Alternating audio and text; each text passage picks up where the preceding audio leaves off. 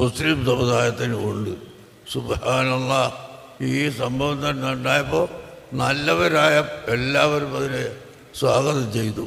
അതിൻ്റെ ഇടയിൽ ചില ആളുകൾ ക്രെഡിറ്റ് സമ്പാദിക്കാൻ വേണ്ടി എന്തൊക്കെയോ പറഞ്ഞ്, നമ്മൾക്ക് അങ്ങനത്തെ ക്രെഡിറ്റൊന്നും വേണ്ട, അതൊക്കെ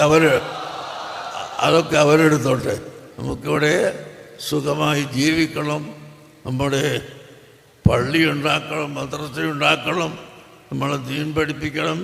SSFൻ്റെ സാഹിത്യോത്സവം പരസ്യമായി സമ്മേളനത്തിൽ നടത്തി പ്രസംഗിക്കണം. അതല്ലാതെ നമുക്കിവിടെ മറ്റാരെയും നിർബന്ധിച്ച് മതപരിവർത്തനം വരുത്തുന്ന പണിയൊന്നും നമ്മൾ ഏറ്റെടുത്തിട്ടില്ല.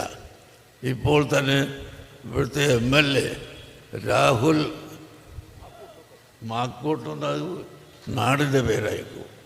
അദ്ദേഹം മുസ്ലിം അല്ലല്ലോ. അപ്പം അദ്ദേഹം നമ്മളെ ആലിമ്യങ്ങളുടെ ഇടയിൽ വന്നിരിക്കുന്നത് എന്താ? അത് ഇവിടെ എത്ര ആളുണ്ട് മുസ്ലിം അല്ലാത്തവർ ഇരിക്കുന്നു.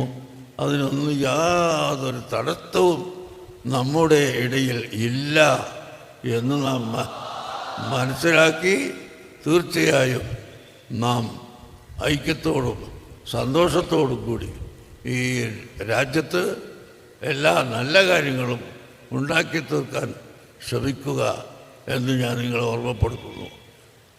ഞാൻ നടത്തുന്ന മർക്കത്തുസ് തഖാഫത്തി